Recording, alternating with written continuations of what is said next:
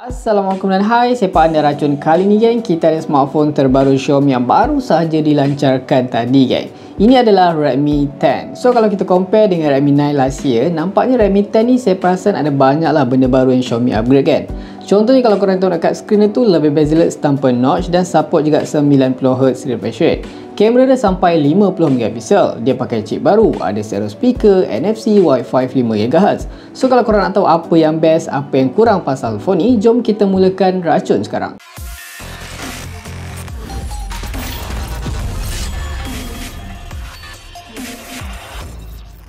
Another day, another Redmi lagi, dan kali ni kita kedatangan phone terbaru daripada Redmi. Dekat sini Redmi 10. So far untuk Redmi 10 ni macam korang tahu lah, dia ni dalam kelas entry ke mid-range macam tu. Untuk kotak sendiri memang sangat clean, standard macam Redmi Note 10 series punya kotak. Di bahagian hadapan ni korang boleh terus nampak lah dia punya actual design tu sendiri kan. Kotak dia warna putih. Di bahagian sisi kanan dan juga di bahagian sisi kiri just ada tulisan Redmi 10 dan juga ada easy access to the Google Apps. Di bahagian atas clean, di bahagian bawah ni just ada varian yang saya dapat ni 4GB RAM dan storan dalaman 64GB ROM. Warna yang kita ada sekarang ni carbon grey. So kita akan cuba buka dan tengok apa isi kotak. First, bila korang buka je kotak, korang terus akan disambut dengan kata-kata daripada Redmi sendiri, Power by Redmi. So dalam kotak ni standard lah, korang akan dapat benda-benda basic lah macam SIM tool ejector, dan korang akan dapat casing, dan korang juga akan dapat manual cara-cara penggunaan. So kita akan letak dulu manual, warranty card, quick start guide ni. Kita akan cuba tengok lah casing yang dia bagi ni macam mana kan. Biasanya diorang akan kasih macam korang nampak ni lah, casing silikon lembut, transparent. At least boleh protect phone korang daripada bercala. Itu satu benda yang bagus. Ok, so kita akan kembali kepada smartphone kita sendiri. So macam korang nampak dekat depan ni, dekat bahagian plastik luaran ni, dia terus ada features highlight yang terdapat, yang power yang special ada dekat Redmi 10. First kali macam korang nampak dekat sini tulis 50MP AI quad camera, memang besar gila pixel dia kali ni. Of course dah support dual speakers. Untuk dia punya screen ni dekat sini, yes, dia support 90Hz refresh rate. Memang refresh rate tinggi ni salah satu benda yang boleh kata sekarang ni dah jadi macam penting jugalah kan. Dan untuk dia punya screen tu bersaiz 6.5 inci menggunakan resolusi Full HD+. Apa yang baru dekat sini, dia punya refresh rate tu dia support juga Adaptive Sync display. Memang okey lah untuk penjimatan bateri orang. Untuk dia punya chipset sendiri sekarang ni dia dah pun menggunakan, dikuasakan MediaTek Helio G88, bateri kapasiti 5000 mAh dengan sokongan pengecasan pantas 18W. So bateri dah besar, of course kena fast charging. Kita akan letak dulu kita punya phone dekat sini. Lepas ni baru kita tengok apa yang special ada dekat phone. Dan terakhir dalam kotak ni, apa yang kita akan dapat dekat sini geng.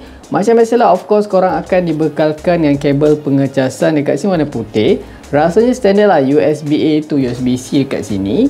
Dan terakhir korang juga akan dibekalkan dengan adapter pengecasan.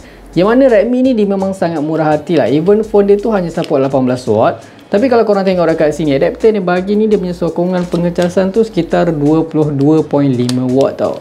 So rasanya ini saja yang kita dapat dalam kotak geng, tak ada apa dah dekat sini. So lepas ni kita akan cuba tengok apa yang special ada dekat phone. Kita akan cuba buka dulu plastik Redmi 10 ni geng. Kita akan tengok macam mana feel dia. Alright, so boleh kata agak clean, tak berat mana, tak ringan sangat. Bismillahirrahmanirrahim. Inilah dia Redmi 10. Bagi saya rekaan yang ada dekat phone ni kan, even dia nampak simple, clean, tapi masih mewah dipandang. Lagi-lagi warna cosmic grey yang dibaluti kemasan matte ni kan, bukan setakat menggunakan cap jari je tau, tapi sedap pegang, memang terasa smooth je dia punya texture tu. Dari segi handling pun memang terasa selesa, body pun nipis, tak berat sangat. Since dia ni jenis curve di bahagian sisi tu, so bila pegang tu memang terasa lebih grip. Di bahagian hadapan, screen phone ni secara default dah terpasang screen protector. Dari segi pandangan pun terasa lebih luas lah dengan penggunaan kamera dalam lubang berbanding notch yang ada dekat Redmi 9. Cuma untuk dagu dia tu boleh kata still tebal, tapi ni boleh kata normal lah untuk level dia kan. Design kamera dia pun boleh kata nampak unik tau. Dia punya tulisan 50MP tu lebih menonjol lah dengan adanya silver frame.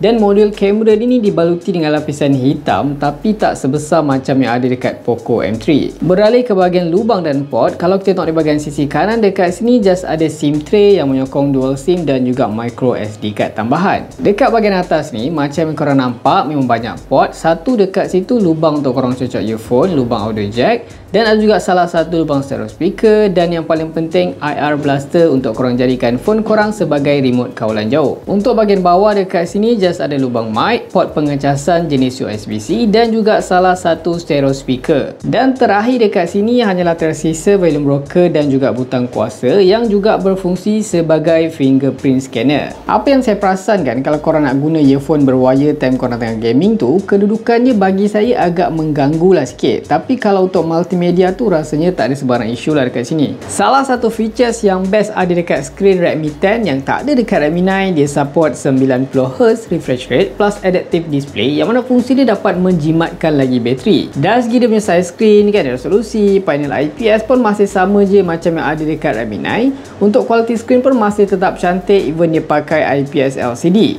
Dia punya view angle pun cantik kan, dan dia punya color pun boleh kata sangat sharp untuk penggunaan multimedia.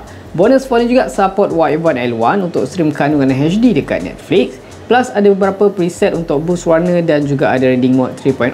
Dari segi audio pun bagi saya cukup menarik lah, sebab Redmi 10 ni dibekalkan dengan stereo speaker yang mana dapat memberikan pengalaman bunyi yang lebih seimbang berbanding yang ada dekat mono speaker. So kita akan cuba buka volume yang paling tinggi dan korang boleh nilaikan sendiri.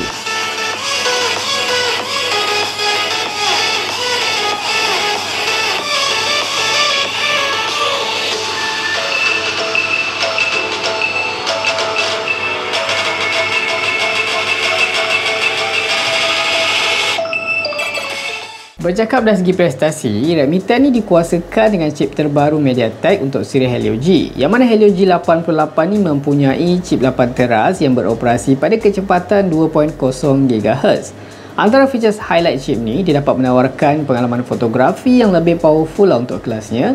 Dia juga support MediaTek Hyper Engine 2.0 Lite game technology. Dari segi buka aplikasi dan shutter kamera pun lebih laju dan ada banyak lagi fungsi yang menarik. So far untuk penggunaan multimedia macam layan social media, scrolling, segala ini terasa sangat lancar. Buka tutup aplikasi pun terasa laju tanpa sebarang hiccup. Tapi kalau buat gaming ni pun belum tahap memuaskan lah, since phone ni memang bukan performance fokus utama dia dan phone ni pun sendiri dalam kategori level bawahan. Untuk grafik PUBG Max korang boleh dapatkan HD High ataupun Smooth Ultra. Untuk Call of Duty Mobile Max Medium High saja.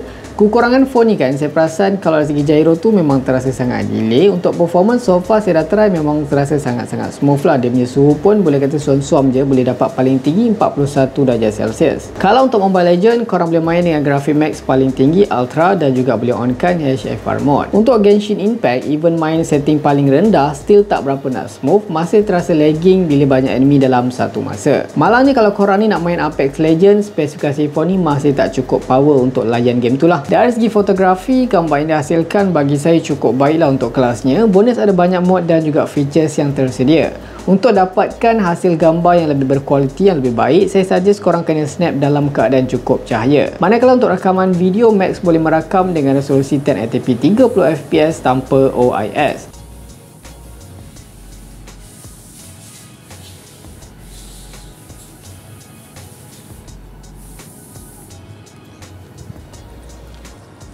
Kalau untuk selfie kamera beresolusi 8MP dengan mod HDR dan juga beauty terbina. Bercakap mengenai software, out of the box Redmi 10 ni menjalankan Android 11 dengan skin MIUI 12.5. Untuk bloatware tu memang banyak, tapi macam biasalah korang boleh uninstall sahaja mana yang korang tak nak. Dan juga dilengkapi dengan features macam game emote, themes dan banyak benda yang korang boleh customize dekat skin ni. Redmi 10 ni dibekalkan dengan bateri yang boleh kata cukup besar, sekitar 5000 mAh, yang mana dari segi ketahanan bateri tu memang standard Xiaomi lah, boleh tahan seharian. Tapi depend juga pada cara penggunaan korang tu macam mana. Apa yang best pasal phone ni, korang juga boleh jadikan Redmi 10 ni sebagai power bank untuk korang charge phone lain dengan max power sekitar 9W saja. Cuma kalau part kurang tu yang kurang selesa sikit kan, phone ni hanya dibekalkan dengan pengecasan pantas sekitar 18W. So nak fully charge daripada 0 sampai 100% 5000 mAh tu memang makan masa 2 jam lebih jugalah. Anyway, dari segi harga, phone ni ditawarkan pada harga bermula sekitar RM649. So geng, apa pendapat korang, berbaloi tak dengan harga yang ditawarkan tu? Kalau korang suka video ni, macam biasa jangan lupa tinggalkan like, share, komen dan subscribe. Itu saja racun kali ni. Jumpa lagi di racun-racun seterusnya. Assalamualaikum.